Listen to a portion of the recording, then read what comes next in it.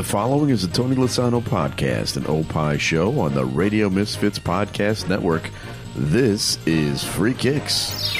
Okay, Adam, I think today something special is going to happen.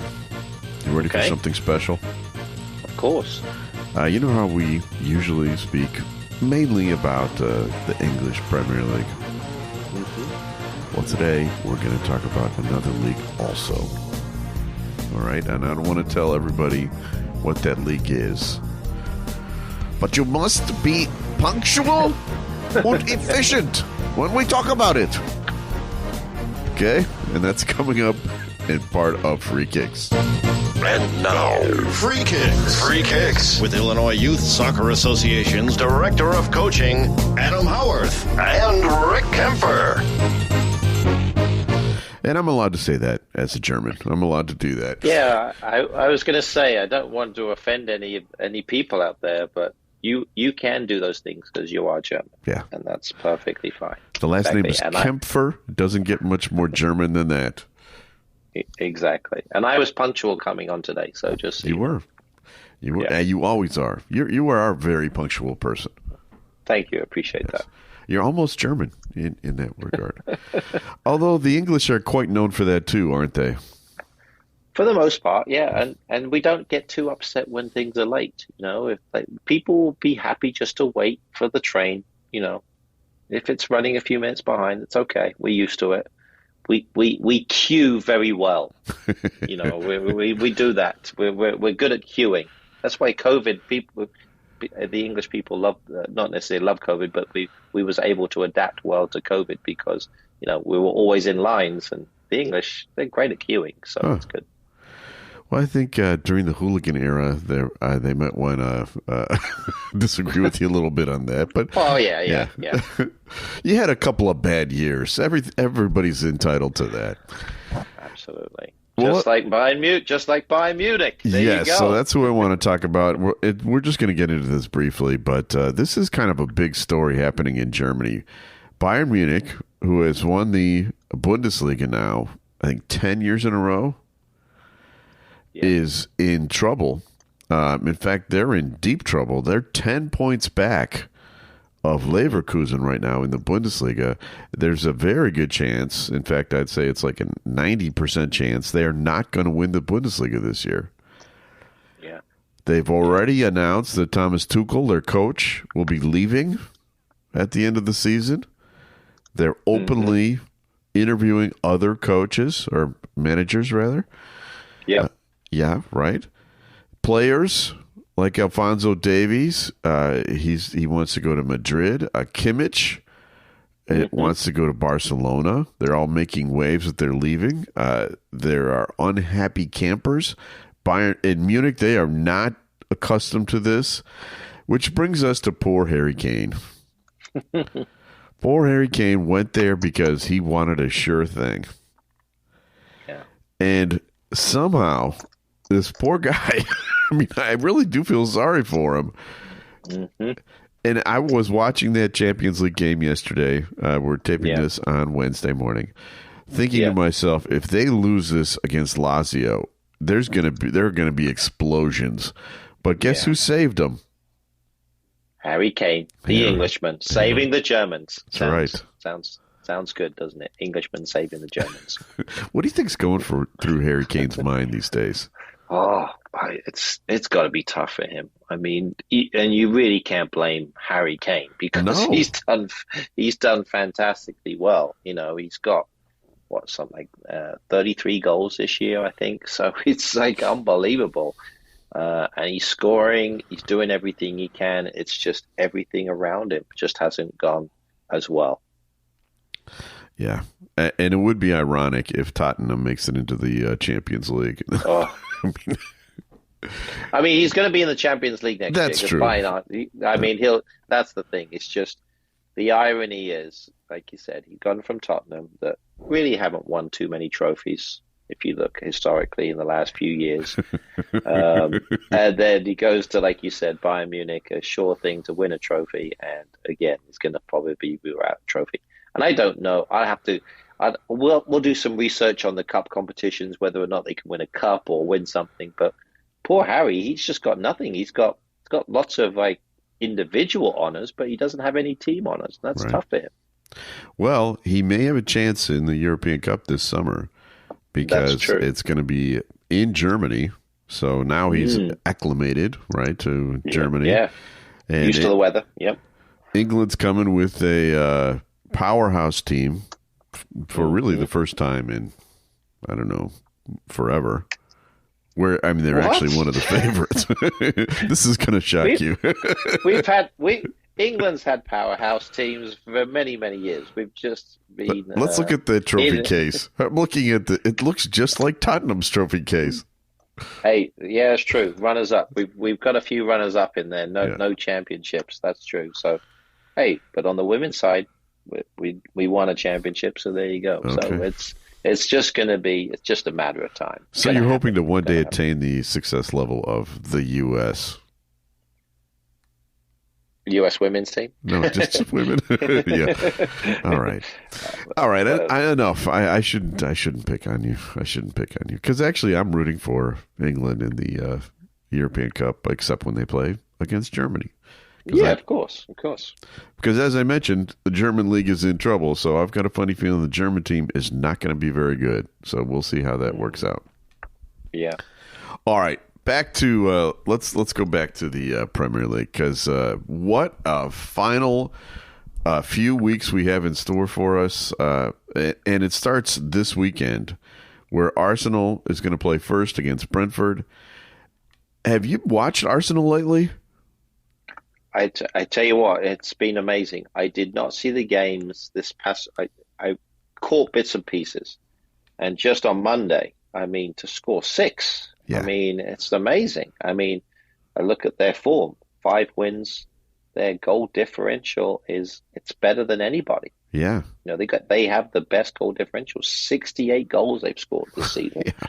And it's not just one player. It's a whole mix of players. I think they had Odegaard scored some the other day, and you've got others that are just finding the net. So it's even Kai Havertz is starting to play well. Exactly. There's your German player. He could maybe be the difference. But you're right. They're finding ways to score. So I mean, as we talked about last week, it's now turned into really these 3 teams are at a different level compared to everybody else. They are, and so the way I think it's going to turn out is they're playing against Brentford on Saturday. Yeah. They're 2 points back of Liverpool right now, so I think they're going to beat Brentford. It's huge upset there, and then they will be at the top of the table, right? For one day. Do they have the early game? I think they have the early game, right? Yeah, exactly. So then you've Saturday got game. the big face-off, Man City against Liverpool, which I will talk about during the Adams TV tip, I suspect. Maybe there's another game. Wait a minute. We've got to cut a teaser. People have turned off. They've already done. Oh, we get so much more. We got so much more. They don't even. We're like, well, I just listened to the TV tip, and we've already told them what it is, so they've turned off. So, yeah, it could be somebody else. Could be. Could be. Yeah, I'm sure Sheffield's got a big game. If you want to see some goals, they've given up 60 of them. Yeah, exactly. But so the bottom line is my prediction, and I'm going out on a limb here. I think with all the injuries Liverpool is suffering through right now, they're going to end the weekend in 3rd place. Interesting. That's how I suspect it's going to turn out. Well, if it's a draw and Arsenal jump above, Liverpool will actually be in 2nd on goal difference, because they actually have a little bit better goal difference than Manchester City. So okay, you got that going for you. So, yeah, well, if it's a draw, they stay a whole point ahead of Man City. yes, they do. Yeah. They do. All right. Well, there's my prediction. I guess you're not going to say anything because you're saving it for Adam's TV tip. Exactly. So let's talk about managers, because other than those 3 teams, there are some managers in trouble, and 2 of them are with very high-profile clubs. Let me just read this article to you that I saw here in Sky Sports. Chelsea will reportedly review the position of Mauricio Pochettino at the end of the season with potential replacements already identified. Mm-hmm. Did you know about this? Well, it makes a lot of sense, Yeah. and I think that's they've got to figure out where they're going and what they're trying to do, because they haven't gotten to that point yet. They've been consistently inconsistent, and that's ultimately now certainly the fans are getting to the point.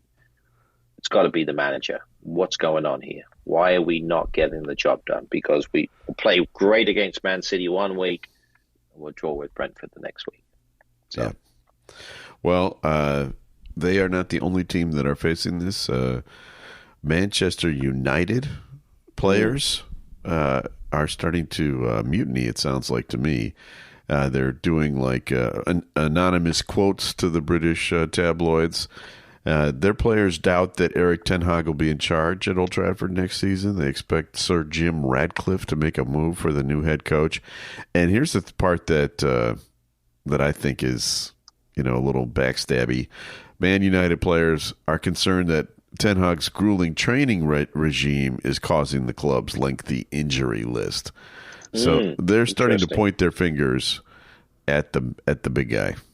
Yeah, and you can see what's happening, because with Ratcliffe coming in, he's starting to recruit the people in the higher up positions, those high administrative positions. So he's looking at Dan Ashworth, who is a technical director, I believe, with Newcastle. He's looking to recruit him. He's also looking at the Southampton's director of football, Jason Wilcox, another person from a technical standpoint. So they're going from the top down. Now, that's not to say that the head coach is at the bottom, but that's going to be the next person on their list that they're going to start thinking of. Like, we've got to make sure this person is in coordination with everybody else. So ultimately, that's what's going to end up happening. And I think that's why my prediction, Ten Hag will be gone by the end of the season. Done. You think before the end of the season? No, by the end of the season. I think they'll finish the season, probably qualify for Europe, probably the Europa League, maybe get into the cup final, lose to Chelsea in the final, whatever. I gotta think positive. Yeah, you got it. I don't blame you. Exactly. So maybe they'll get to a final, but they'll be done. So he will be gone. I'm pretty sure of that. It's, when was the last time both Chelsea and Manchester United lost a manager in the same season? Yeah, that's a good point. Yeah, I mean, I think with Chelsea's, a lot of it depends on how things kind of pan out, right? Really, I think he's probably got a better job of keeping his job than maybe Ten Hag, in my opinion. But he's still got to get the job done. He's still got to find a way to win some games and get the team into Europe potentially, because right now they're not even in those spots. They're not even in the top 10 right now, are they? No, they're in the 11th spot right now. So yeah, that's. I mean, that's at Chelsea. That's a firing offense for sure, isn't it? You would think so. Certainly, if they don't get into Europe, he will be gone. I mean, they're not far away. I mean, West Ham's in the last spot. They've got 42 points. Chelsea does have a game in hand. They'll be at 39. So they're only 3 points out of getting into that spot. Man United's not that far away. Tottenham is a little further on. So there's still chances, but they've got to go on a run, and they haven't proven that they can be consistent, and that's been the biggest issue for Chelsea. Yeah. And you can say the same thing about Manchester United. I mean, when you look at what took place over the weekend against Man City, it was men against boys. It was. Yeah, I watched that game. It was a good game, but it wasn't close. No, and they've got Man City, and when you think about what Manchester United were doing with the grooming of young players to get them into a position of where they are successful, Rashford's goal was fantastic, but it was always kind of against the run of play. But Phil Foden, I don't tweet. I don't tweet or X too much, but Phil Foden, and this was my exact quote: Phil Foden is very good at football. He is very good. He is tremendous. I mean, the goal he scored, he took over that game. and he's only in his early 20s. Explosive. He's explosive. Yeah. Tremendous. He only needs like an inch of space to get his shot off, and he makes defenders look bad. Yeah, he does. And this is all with this. And again, I'm not being critical. I'm just observing. His haircut, he needs some work on it. He's got to sort that out. What, he and Cole Palmer. Yes, exactly. Did they grow up in Appalachia? I know. It's like they just put a bowl on it and they just clipped around it. Exactly. It's like, yeah, isn't that what the young Germans had when they were growing up? Yes. Put the bowl on there and they cut it around the edge. So, I mean, both of these guys are tremendous players, but goodness gracious, get some hair sorted out. They're young, they're vibrant, they're figuring things out, but my goodness. When I was a kid, my grandfather was in charge of doing all the haircuts, and he was bald, and I think he just had like inner hostility to hair. I would show up looking like I'd been put in some sort of a wood chipper. It was not a good look. It's like the COVID haircuts that we all had there for a while. Yeah, I get it. Exactly. All right. Well, Free Kicks is brought to you by the Illinois Youth Soccer Association. Illinois Youth Soccer has been proudly serving the Illinois soccer community since 1975 and has a strong history of credibility. Illinois Youth Soccer is a non-profit corporation, official state association, and charter member of the U.S. Soccer Federation, administers U.S. Soccer Federation coaching programs, the Olympic Development Program, and referee programs. For more information, go to illinoisyouthsoccer.org. And you're actually sitting in the offices right now, aren't you? Right here in the office, absolutely. Yeah. Is anybody else there? There's a few people here. Yeah, just coming in now. So we officially start at 10. I just started a little bit earlier because I'm going to be getting out a little bit earlier. But yeah, it's lots of things going on. Currently doing the B license. We've got B licenses going on. We have another in person this next week. So we're back and forth a little bit. Lots of courses happening, lots of information, and then getting ready for all these teams to be starting their seasons in April. It's just around the corner. I know. Hopefully the weather holds out so far. Yeah. It's been looking good. Any European trips lined up? Possibly. There's a potential. My wife and I are going on a nice cruise, so in the summer, which we're excited about. But there's the potential of a Portugal trip before that, so possibly there. That's more of a coaching education trip, so that could be pretty cool. It sounds like you might need a technical advisor on that trip. Exactly. Yeah, that might be somebody who could come along and give us some advice. Yeah, I mean, Portugal's a tough place to be in April, May, I'm sure. So it's going to be one of the worst places to go to. Yeah, you poor soul. All right, it's time for your favorite segment. Time now to guess the Premier League star. And I think this one is tough. I think it's pretty hard. So I just wanted to warn you in advance. All right. This week's Premier League star is 31 years old. All right, so he has been around. In fact, his next game with his current Premier League club will be his 200th game in the league. He previously played for another club that won the league. And it wasn't Chelsea, and it wasn't Man City, and it wasn't Liverpool.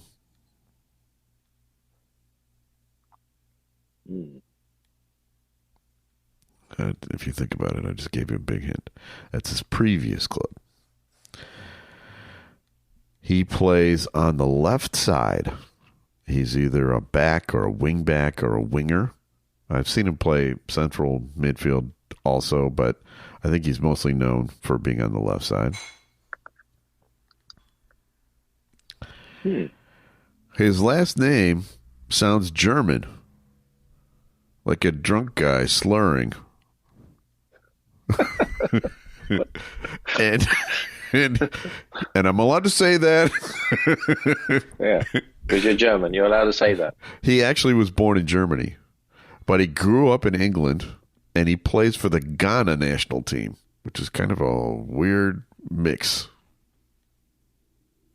Wow. Yeah, I told you it was going to be a hard one. Yeah. Is he playing for Arsenal? No, he's not.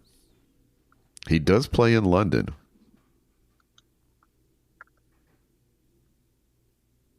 But his previous team won. So his current team did not win the championship. No, his current team has never even come close. Okay. But his previous team did. Yes. He was on a championship roster. Yeah, okay. He was just on the roster. Well, I think he played a little bit.